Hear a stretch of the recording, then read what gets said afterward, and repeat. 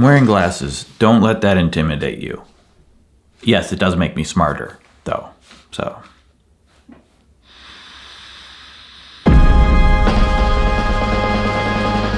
There's this whole idea I've been thinking about, obviously, because that's probably in the title of this video. One thing at a time. That's something productivity gurus like to talk about, focusing on one thing at a time. There's this whole idea, multitasking. There's been studies that multitasking is not the way to go because it takes energy to switch from one thing to another. To your brain, there's mental fatigue with working on a thing and then, woo, this other thing, bloobity blue. I'm going to go take a nap now because I'm tired from all that switching, you know? And that's generally something I try to avoid and fail all the time. I think it's gotten really bad ever since since internet browsers allowed you to open new tabs. And now you can have multiple things happening at the same time. And like when I am editing video and I have to export some video to upload, I hit export and it's like, oh, this is going to take 5 minutes. I better do another thing immediately. And then I'll go to Twitter or rarely do I go and then work on something that I need to get done. I just go waste time on something else. It's like just for a short time because it's 5 minutes. But then I don't pay attention to the 5 minutes and then I'm reading an article or something for 20 minutes. And then I come back to it. But it's not just that. It's not just the multitasking for me that's a problem. I have so many things I want to get done. I want to not necessarily get done, to work on. Long-term things. Some long-term, some short-term. But like, I'm planning several videos. I have 15 videos planned for this year. I have my parents' scenes in each video. I want to write all of those. Even though my parents' scenes are real life. It's just how my parents are in real life. It's reenactments of real life. But it's like the closest to true to life you can ever be when you film anything are the scenes of my parents. Sometimes there's interviews with my parents, not necessarily the scenes of them at the table being hilarious.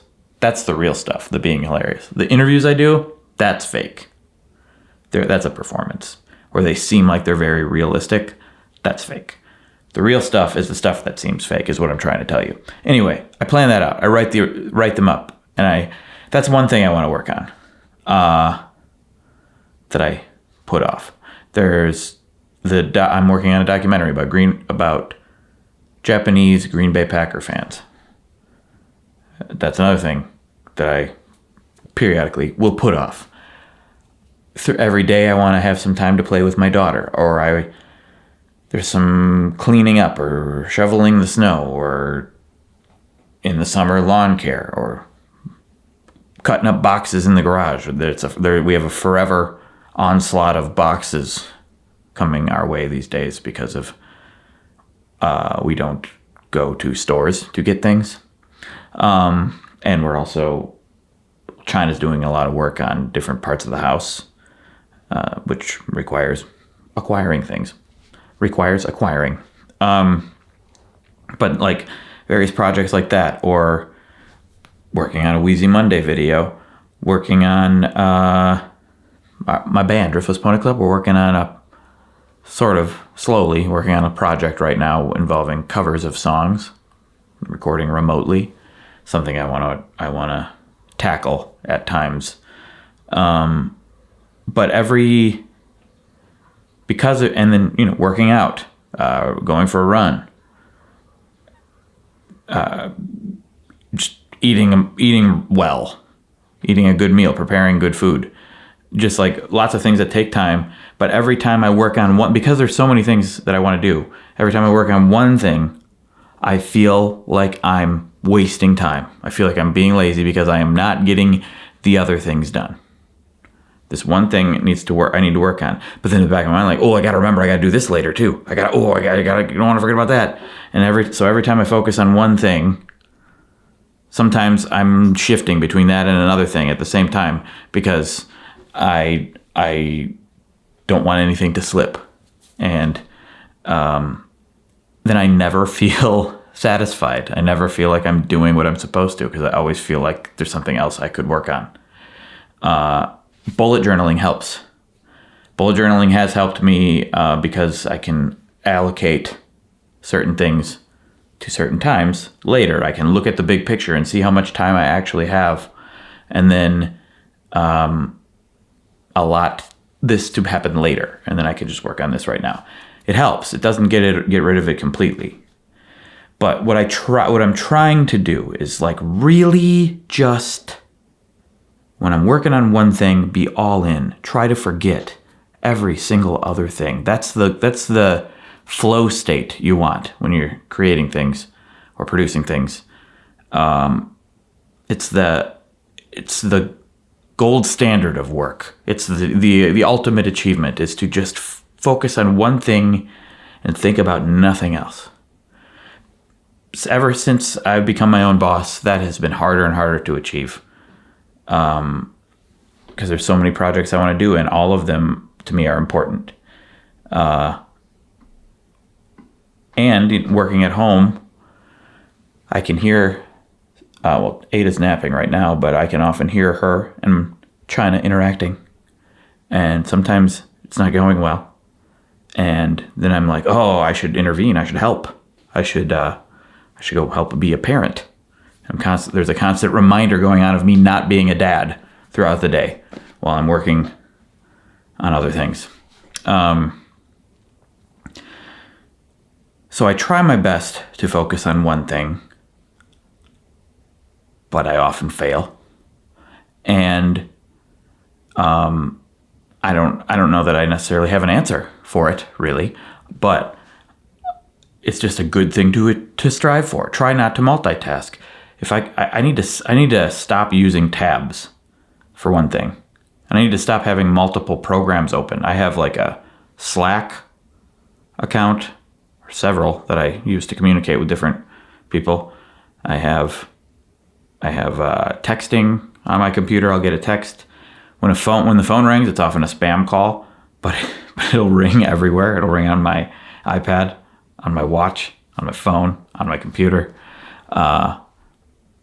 And I edit on the same computer. I read Twitter on the same computer. I write scripts on the same computer.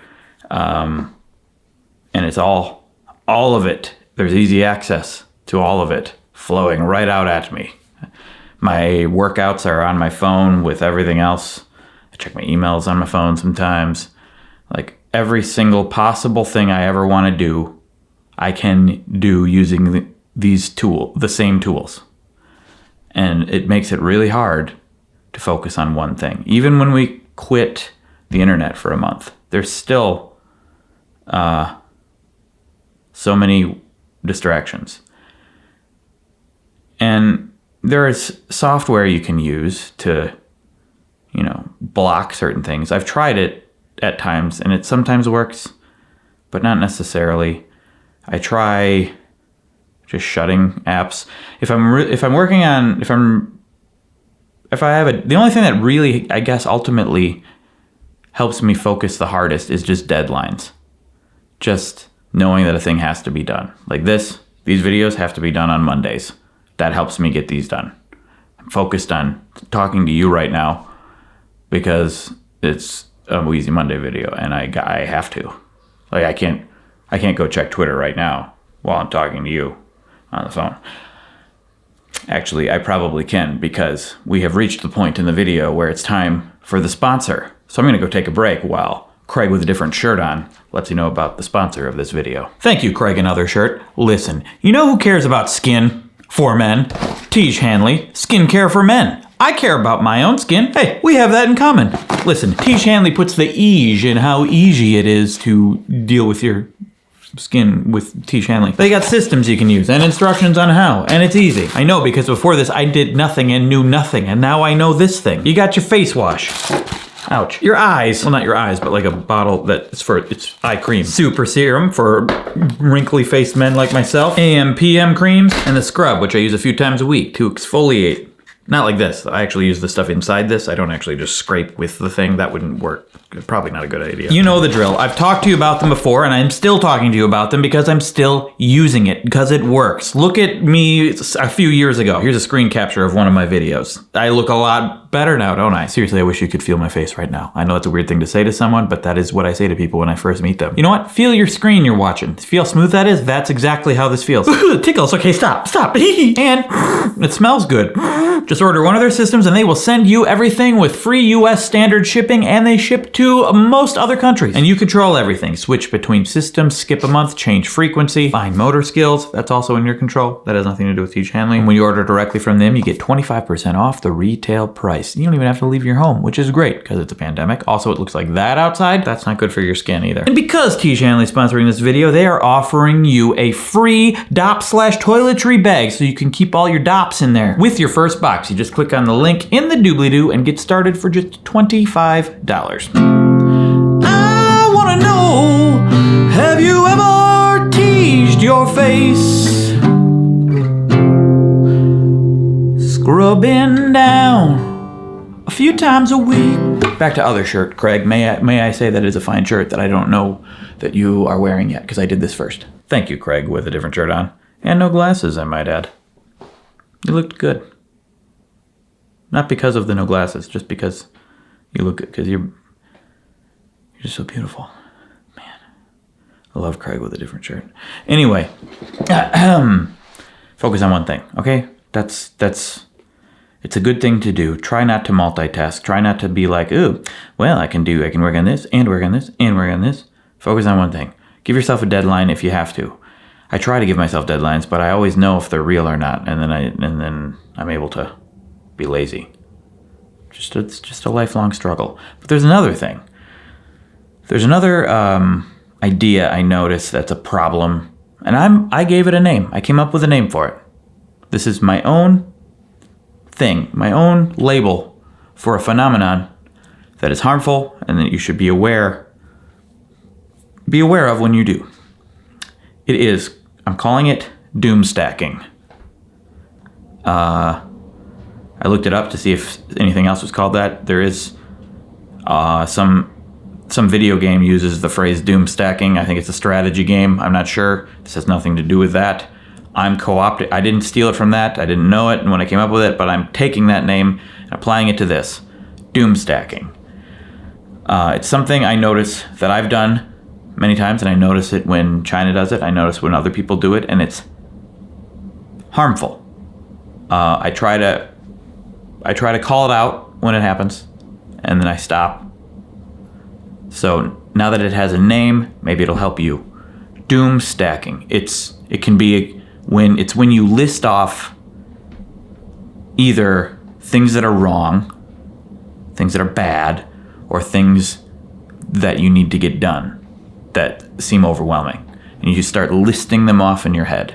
They're like usually unrelated things, but you lump them all in the same list.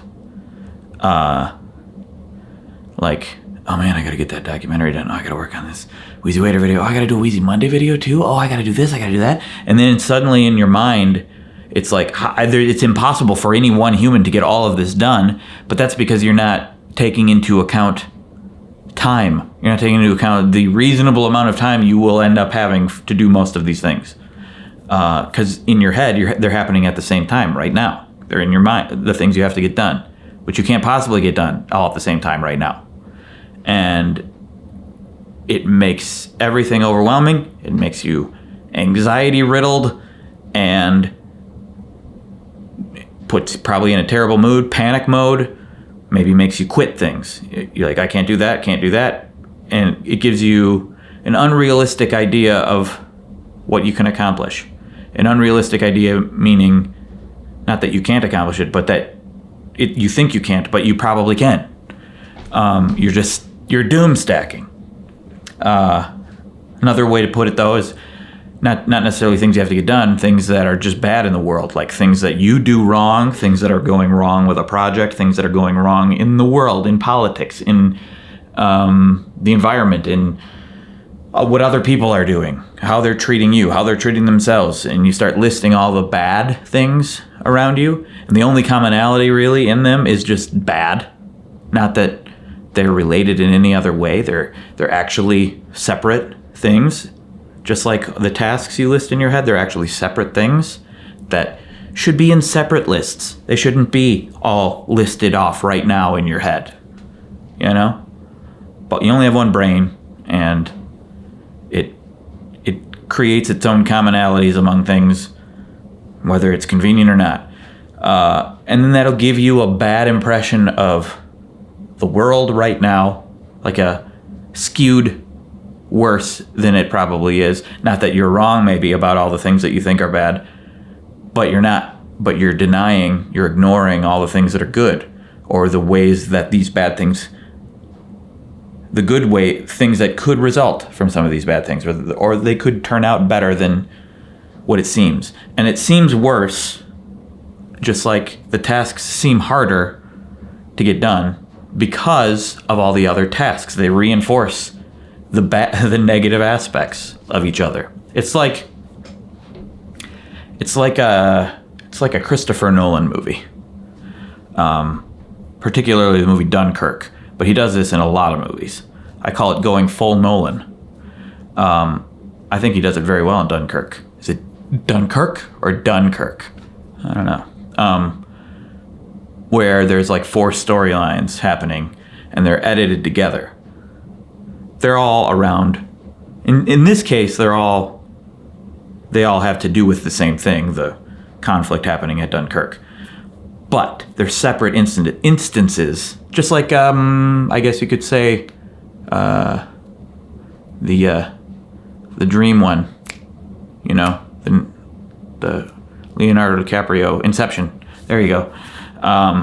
Where it's the 4 levels of dreams happening. But in Dunkirk, it's like 4 separate conflicts happening, but they're edited together with the same song, same score, and they flow into each other so that I think it's done very effectively at parts of the movie where the really intense moment of the soldiers trapped in a boat sinking, combined with something happening in an airplane in the air, combined with hoobity boo and hobbity ba, they ramp they ramp the emotion of each thing. They prop it up by being a montage with each other, so it's worth more than the sum of its parts, because of the combination. That's what you're doing in your head when you're doom stacking. You're making things worse by association with other things, and so this goes together with focusing on one thing, in that don't do it. Just recognize when you are doing it. This is something that has actually worked for me, where I start to doom stack and then I recognize, okay, you're doom stacking, and then I stop and I sit back and I try to think about one individual thing in the stack versus everything, and I start to realize that one thing isn't as bad as I just thought it was a second ago. And then set it aside, think about the other thing, and just give it its own timeline, and think about it like, oh yeah, I can get that done. Oh yeah, just schedule this over here, schedule that over here. This is another reason bullet journaling helps. And same thing with bad things in the world, thinking about all the bad in the world. In general, like, this is something that James Altucher said that kind of resonated with me for my universal basic income video, where he talks about, it wasn't necessarily specifically about universal basic income, it was kind of, where he talks about how everyone always expects the worst outcome, or the most extreme outcome of everything. He was talking about the rise of technology and of robots taking our jobs and everything. Regardless of what side of that you fall, we generally talk about it as in a sort of post-apocalyptic way, where robots are going to take over our jobs and it's mass unemployment, which is just the extreme version of what will end up happening. We don't know what will end up happening. There are signs that that's already happening, but it's likely going to lead to some negative stuff, but I doubt it's going to lead to suddenly we're all jobless and it's just desolate wasteland, scorched earth. But we just assume the worst outcome. So when you're doom stacking about all the bad in the world, your mind tends to go to the extreme. Your mind tends to go to, you see a politician say something, or you hear about a bill being passed, or hear something about going on in the environment, or regardless of what side of the political spectrum you're on, you hear about something on the other side, and your mind assumes the absolute worst. It assumes the extreme of what that will lead to. So then you maybe try for a different extreme on the other side and assume that that is the answer and that is the only way forward. This is and you assume the best. It's just so much easier to assume the worst and the best, because it's not complicated. But complicated and nuanced is usually the result of everything. Not always. We're in the middle of a pretty terrible pandemic that has kind of met what a lot of people say was the most likely result, which also seemed like kind of the worst. Well, I don't want to downplay how bad the pandemic is being. So yeah, the worst can happen, but usually it doesn't. And when you doom stack, you're even more likely to just assume the worst of everything. The worst of this thing is going to feed into the worst of this thing. It's going to feed into the worst of this thing. And it's even less likely that all of those things are going to lead to the worst possible result. We should be aware of a possibility of the worst possible things. But if you're just constantly focusing on it and doom stacking, there's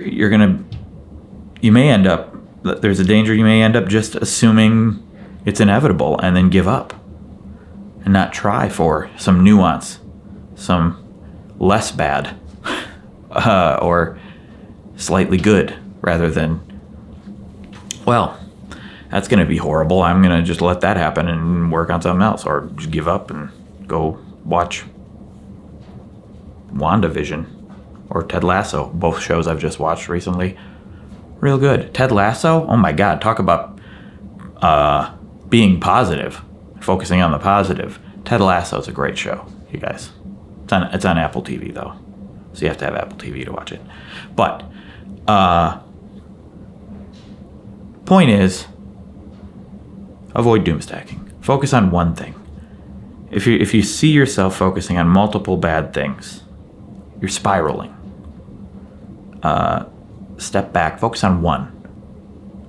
Chances are, if you focus on one and you think about it a little bit longer, maybe read about possible solutions, or discover that how terrible it seems might not be quite as terrible, you'll feel a little better. Again, I don't want to downplay actual bad things that are happening, because there are plenty. But focusing on multiple at the same time is not helpful, usually.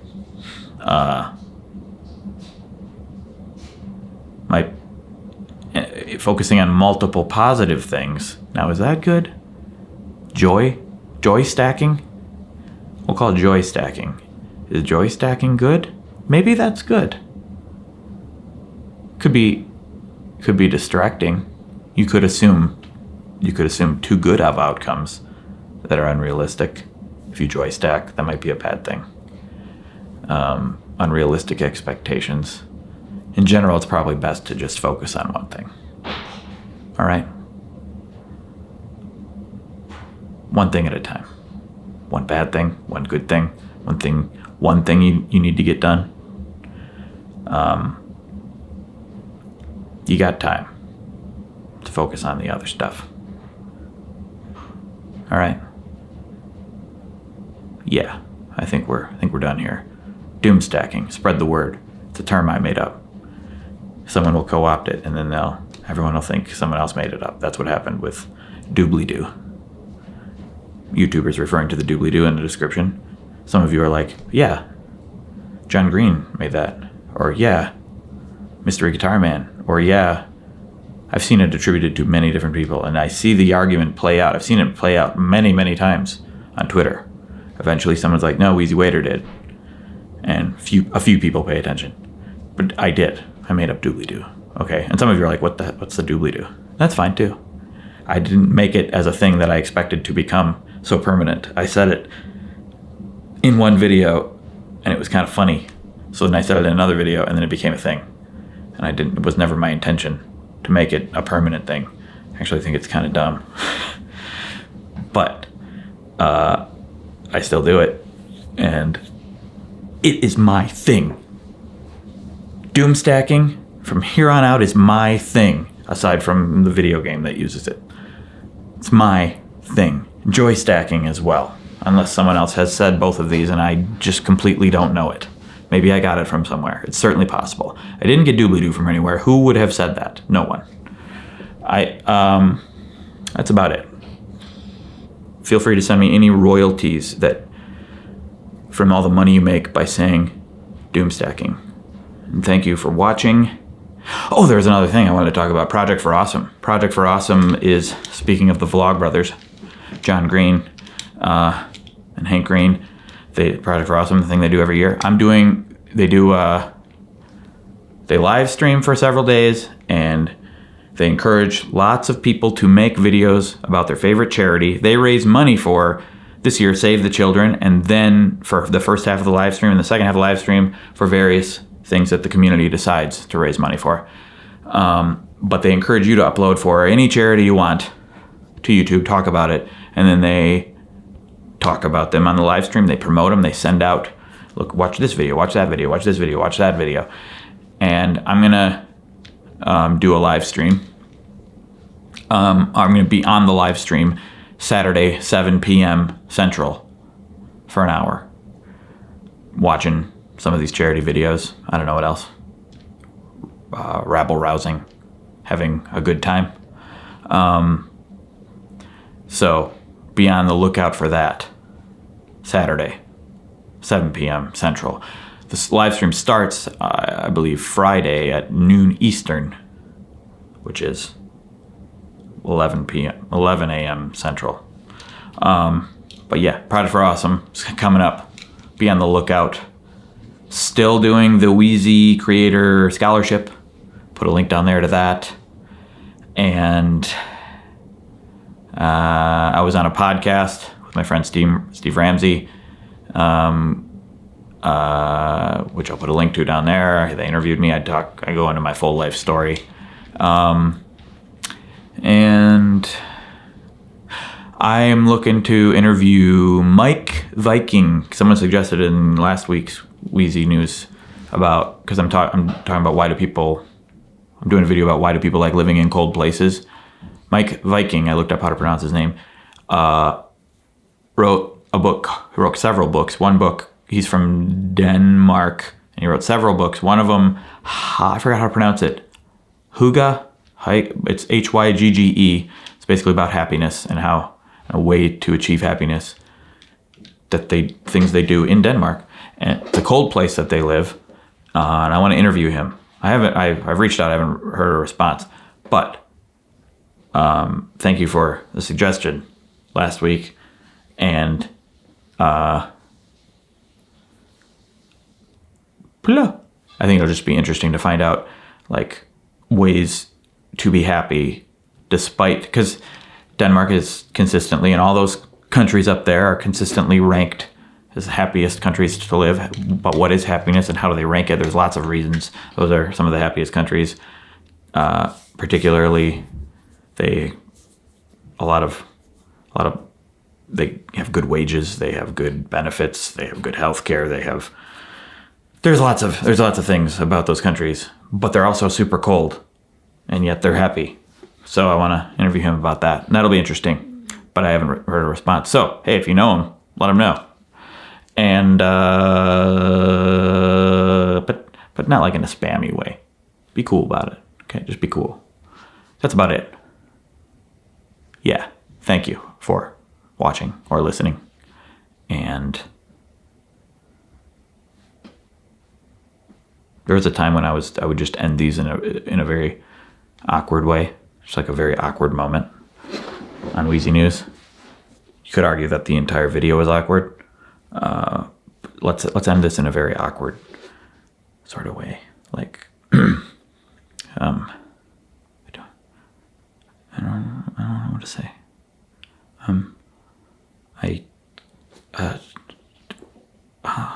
Stupid. I'm so stupid. I'm so stupid.